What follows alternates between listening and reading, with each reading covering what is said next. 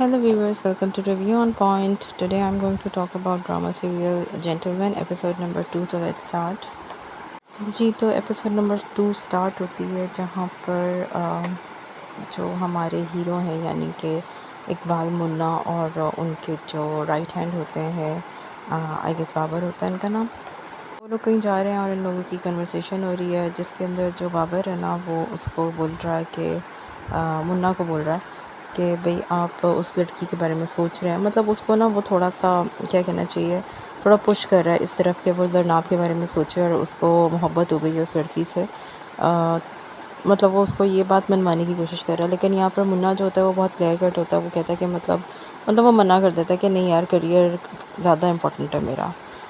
तो उसको भी ये बात तो समझ में आ रही होती है कि जिस तरह से जो बाबर है उसके साथ जो कुछ हुआ उसकी लव स्टोरी में, तो वो उसको कहता है कि तुम चाहते हो कि मेरी भी लव स्टोरी कुछ इसी तरह की तुम चाहते हो कि हो। दूसरी तरफ जो जन्नाब है उसका हमने देखा कि उसकी पॉलिटिशियंस वगैरह के साथ उसके चैनल पे कोई मीटिंग है, मगर यहाँ पर वो अपने असूलों को सामने रखती है और कहती है कि मतलब मैं अपनी स्क्रिप्ट के मुताबिक बात करूँगी, अंडरस्टैंड दैट, इस तरह से बात करी होती है। But the most important thing कि यहाँ पर जो एक कन्वर्सेशन होती है रहमती और इकबाल मुन्ना की, वो बहुत ही इंजॉयबल थी, बहुत ज़बरदस्त थी। उधर जो अदनान सिद्दीकी की एक्टिंग है, मतलब वो वर्थ वॉचिंग है। उसके एक्सप्रेशन इतने ज़बरदस्त थे और वैसे तो हुमायूं सईद ने भी बहुत अच्छी एक्टिंग की है। ये पूरा सीन ही इन दोनों का था। मगर जैसे वो बात कर रहे हैं ना आपस में, वो एक तरह की कॉमेडी की झलक आती है उस सारे सिनेरियो में। बेसिकली बात यही हो रही होती है कि मिनिस्टर किस तरह से ये गुंडा कल्चर को चलाते हैं और किस तरह सपोर्ट करते हैं। फिर हमने देखा मौज़म भाई का सीन। जो मौज़म वही बंदा होता है जिसे लास्ट टाइम मुन्ना ने भड़काया होता है, मतलब मारा होता है।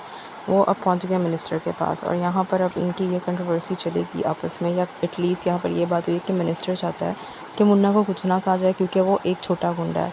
जो बेसिक है डॉन जो है, जो सबसे बड़ा डॉन है इनमें, वो है रहमती। तो वो चाहता है कि मौज़म जो है वो रहमती को मार दे और फिर इस तरह से आगे स्टोरी चले।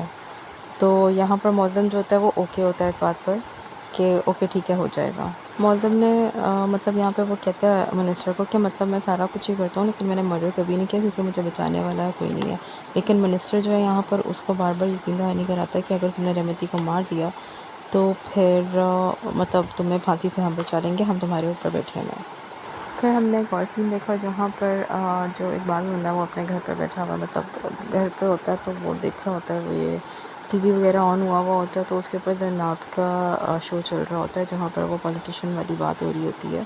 जो इंटरव्यू उसने पॉलिटिशियंस का करना होता है वहाँ पर वो अच्छी तरह ये गुंडा सिस्टम को लताड़ रही होती है एक तरह का। मतलब वो काफ़ी अगेंस्ट है, बहुत नफ़रत भरे लहजे से गुंडों को देखती है और बहुत ही मतलब क्या कहना चाहिए, मतलब उसका मतलब उसको समझ नहीं आती कि क्यों हम गुंडों को इतना फ्री हैंड दे देते हैं कि हम उनके आगे डर जाते हैं और दबक जाते हैं।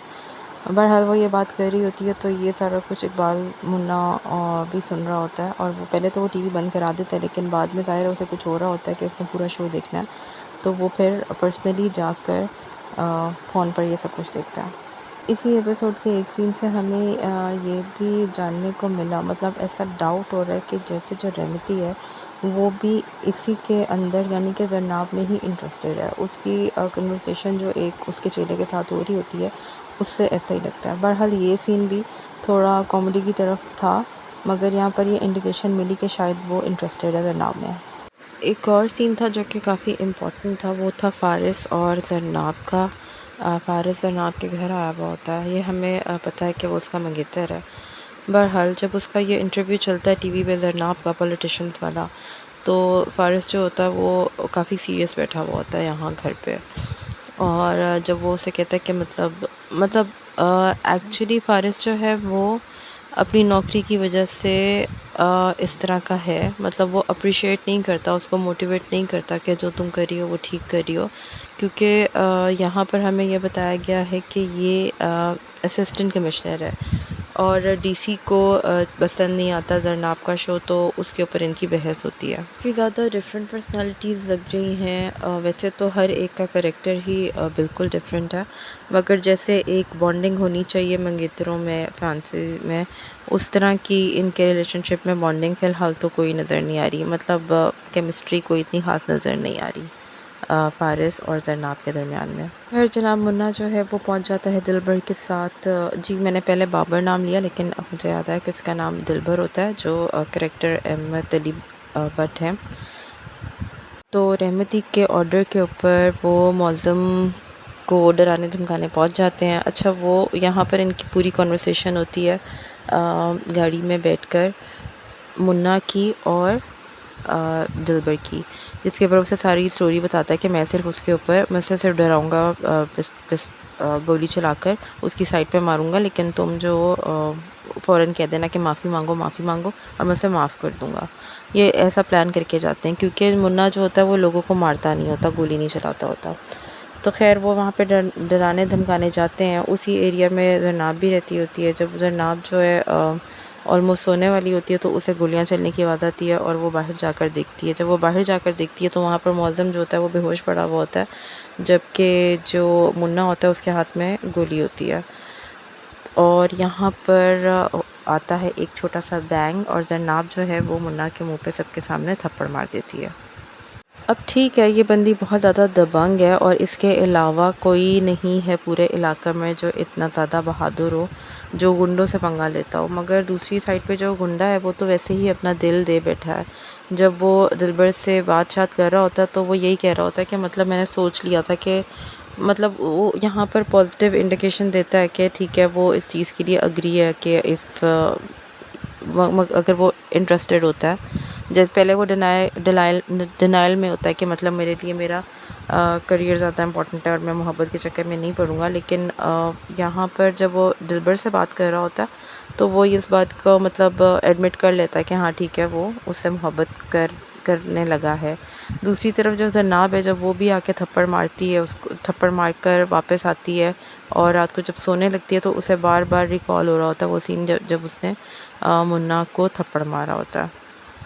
छोटा सा डायरेक्शन का फ्लॉ लगा मुझे ये कि ज़रनाब जब फ्लैशबैक में सारा कुछ सोच रही होती है तो वो सारा मुन्ना का सीन चल रहा होता है, जबकि ज़रनाब जो है वो एंड में वहाँ पहुँचती है, जबकि गोलियों की आवाज़ ज़्यादा उसको आती है। मतलब 4-5 गोलियाँ जब इकट्ठे चलती हैं वो तब वहाँ पर पहुँचती है। फिर रेमती के पास जाता है एंड में मुन्ना और उसको फाइनली ये बात बोल देता है कि मुझे प्रोफेशन चेंज करना है, इस प्रोफेशन में कोई इज़्ज़त नहीं है, कोई रिश्ता नहीं देता और दिस एंड दैट। अब थप्पड़ वाली जो कन्वर्सेशन हुई थी ना, वो बहुत इम्पॉर्टेंट थी, जो रेमती अपने चेले से कर रहा था और चेला बता रहा था कि थप्पड़ मार देती है और यहाँ पर उसको थप्पड़ पड़ गया है। रेमती इस बात को एंजॉय कर रहा होता है कि एक लड़की से मुन्ने को थप्पड़ पड़ गया, बट इवेंचुअली निकलेगा यही कि उसको क्लिक हो जाएगा कि ये थप्पड़ वाली लड़की सेम ही है। तो देखा जाए तो ओवरऑल ड्रामा का जो प्लॉट है ना वो काफ़ी सीरियस है। मतलब गुंडा, मर्डर्स, भत्ता, मतलब एक सोसाइटी का ये एक बहुत ज़्यादा क्या कहना चाहिए सीरियस मैटर है। मगर जिस तरह से इस मैसेज को, इस पूरी स्टोरी को लेकर चला गया कि एक गुंडा है और मतलब 2 गुंडे हैं बेसिकली अगर देखा जाए, जो मेन है अदनान सिद्दीकी और हुमायूं सईद, और उनके दिल कितने सॉफ्टी टाइप से हैं और वो चॉकलेटी हीरो टाइप बनना चाहते हैं मगर वो बन जाते हैं विलन है। तो वो जिस तरह से स्टोरी को बिल्डअप किया जा रहा है वो एक बहुत ही इंजॉयबल वे है। मतलब आपकी नर्व्स के ऊपर नहीं आ रही स्टोरी। ज़रनाब का कैरेक्टर थोड़ा बहुत प्रीची, बल्कि काफ़ी प्रीची ज़रूर है। वो जब भी बात करती है तो वो सीरियस ही बात करती है और उसके लिए बहुत मैटर करता है जो वो बात कर रही होती है, और उसको लग रहा होता है कि मतलब जैसे कि मैंने पहले भी कहा कि सिर्फ एक वो ही बहादुर है। तो ये चीज़ समझ नहीं आई मुझे कि जैसे गुंडे लोगों को इतना ज़्यादा थोड़ा सा दिखाया हुआ है, मतलब जिस तरह वो गुंडे हैं लेकिन दिल उनका सॉफ्ट है, उस तरह ज़रनाब को भी थोड़ा सा इन्हें मीडियम रखना चाहिए था। बहरहाल ओवरऑल बहुत ज़बरदस्त ड्रामा है। आप लोग अगर देख रहे हैं तो प्लीज़ कमेंट में बताइए कि आप लोग को कैसा लग रहा है। मुझे बहुत पसंद आ रहा है। So till then you guys take care. Please subscribe my channel, please share the video, please like the video. Thank you.